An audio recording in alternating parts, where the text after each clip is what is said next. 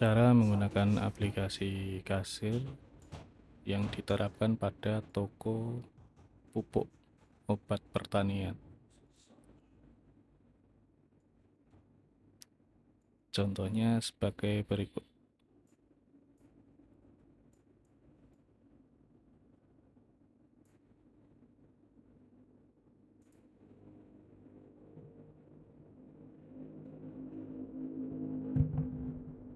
Lakukan update pada master di kategori.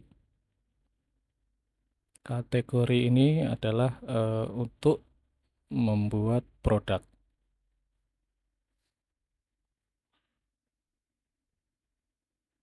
Untuk membuat kategori, klik tombol bagian atas,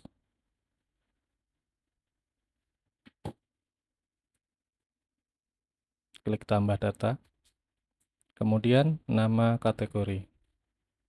Ketika nama kategori, misalnya contoh, kita ketikkan mesin.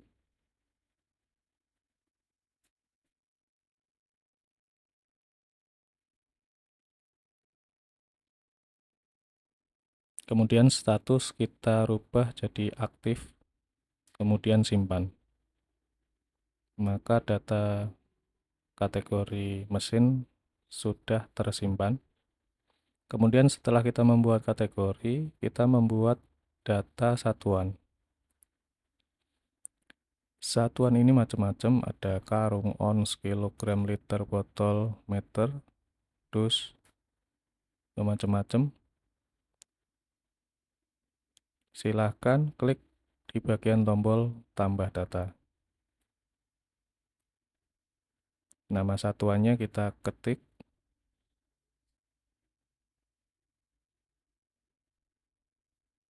Misalnya, karena tadi kategorinya mesin, kita tulis nama satuannya unit, kemudian kita simpan. Nama unit sudah kita simpan. Kemudian setelah kita membuat kategori satuan, kemudian kita membuat data barangnya.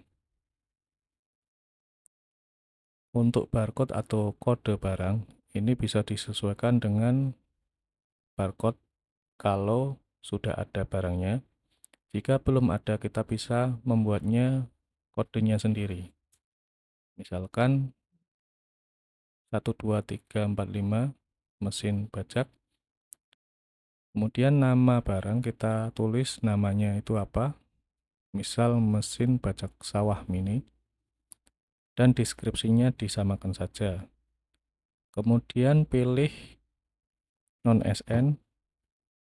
Kemudian isi stoknya. Kemudian input harga belinya.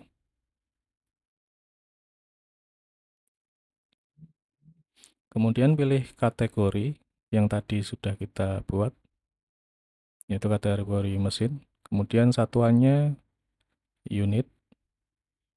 Kemudian tulis harga jualnya.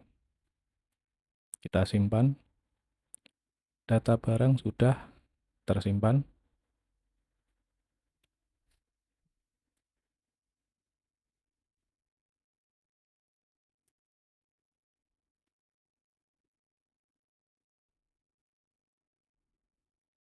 Setelah itu kita bisa melakukan pengeditan di icon berwarna biru.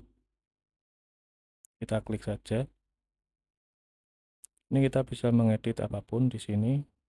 Per kolom bisa kita edit.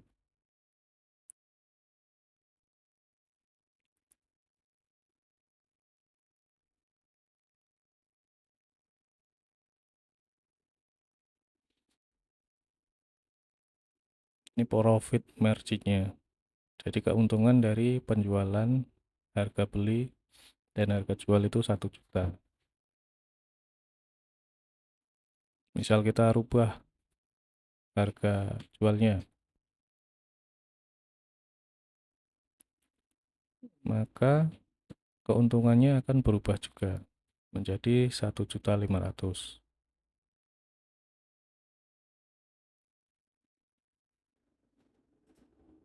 Kemudian icon hijau ini hanya mereview saja.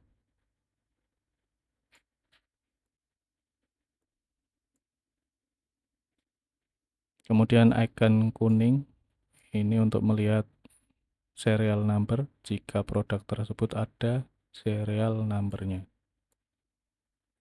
Kemudian icon barcode ini untuk mencetak barcode dan mendownload. Ini hasil cetakan. Kemudian ini bisa di-download.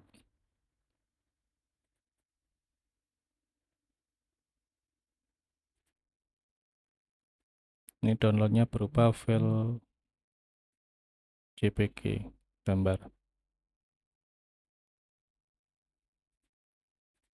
Kemudian icon merah atau hapus ini berfungsi untuk menghapus data barang.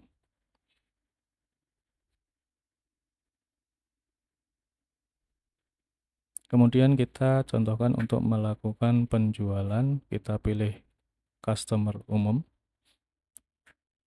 Kemudian jika kita ada scanner barcode, bisa pakai scanner. Jika tidak ada, kita klik icon biru pencarian, kemudian kita pilih barangnya.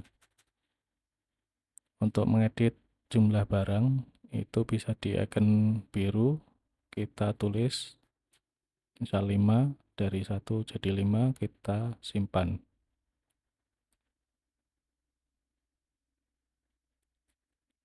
Kemudian ini adalah untuk memberi nama. Jika konsumennya ada namanya, mau diberikan nama pada nota dan penyimpanannya, kita bisa tambahkan data customer di sini. Kemudian setelah kita isikan datanya, kita simpan, bisa kita pilih nama customernya.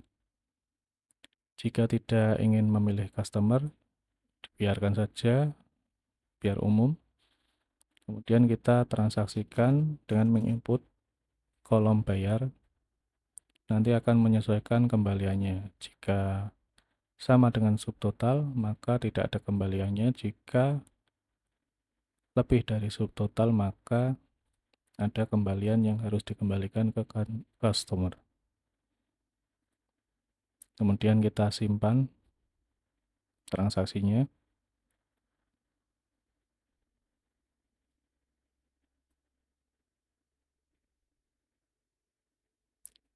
Kemudian kita bisa mencetak struknya.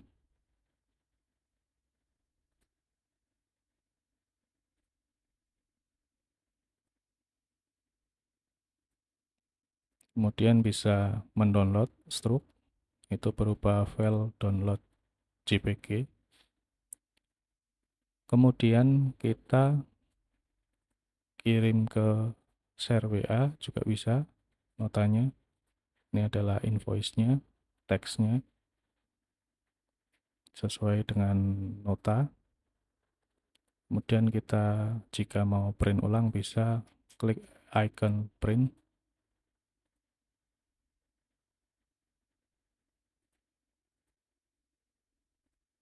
Kemudian ini untuk data barangnya kita cek sudah berkurang ya, karena kita tadi melakukan penjualan 5 barang.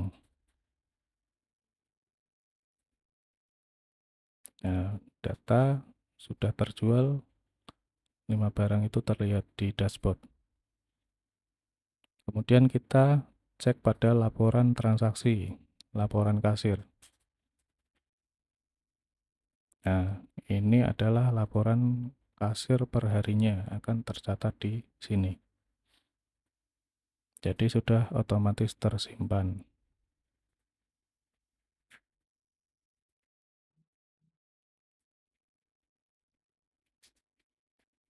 Kemudian kita melakukan contoh untuk pembelian. Kita melakukan input nota pembelian. Misal kita beli barang kulaan, itu kita notanya diinputkan di sini.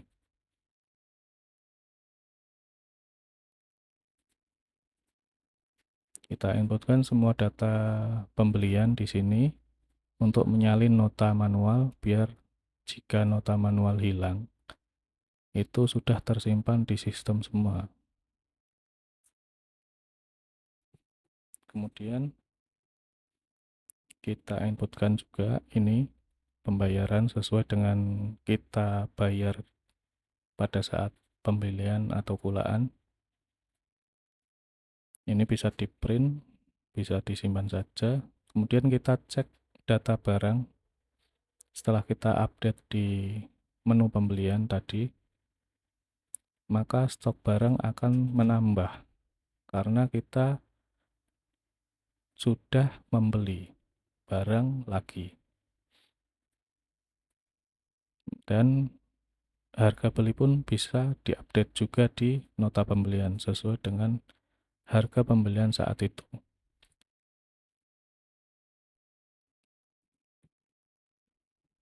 Ini adalah data pembelian.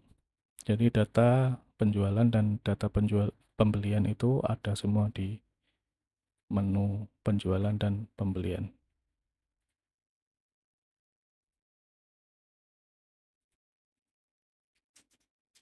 Kemudian kita bisa juga melakukan stok opnam di sini. Misalkan kita mengecek barang kok selisih, kita bisa updatekan data di sini. Kalau ini kita harus tahu kode produknya dulu, kita masuk ke data barang dulu. Nah, ini data barangnya kita copy, pastekan di sini, kemudian berapa real barangnya. Kemudian kita update sesuai dengan keterangannya. Kemudian kita simpan.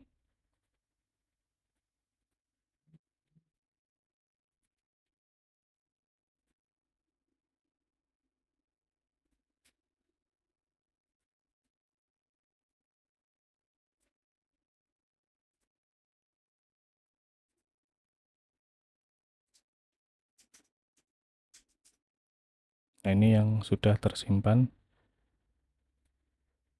Karena ada selisih, maka kita update di sini melalui stok opnam. Nah, ini data stok opnamnya.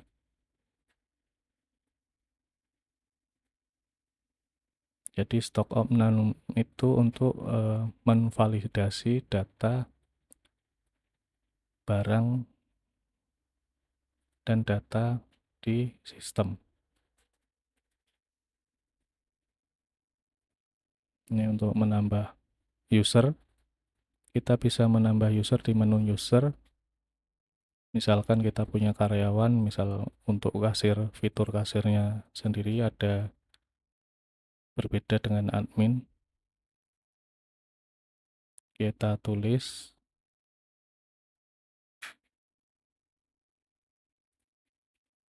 kemudian emailnya apa untuk login dan passwordnya.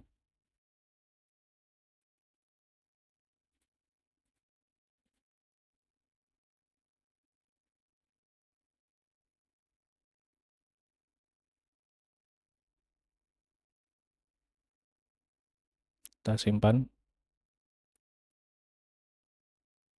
maka data sudah tersimpan. Kemudian kita coba login untuk menggunakan user tadi yang kita buat.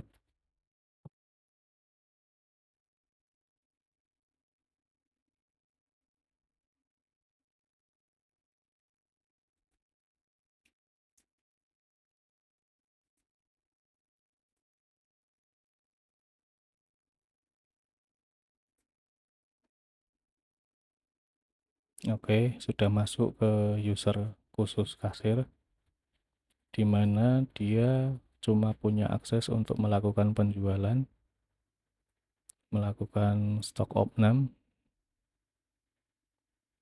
dan melihat laporan. Pada penjualan bisa menambah customer,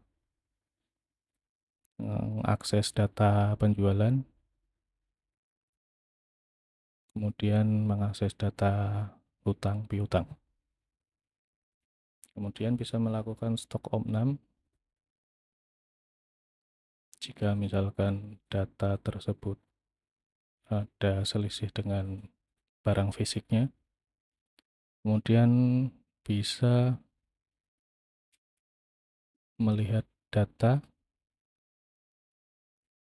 produknya melalui stok opnam, kemudian bisa melihat laporan kasirnya setiap hari, bisa dilihat di sini transaksinya.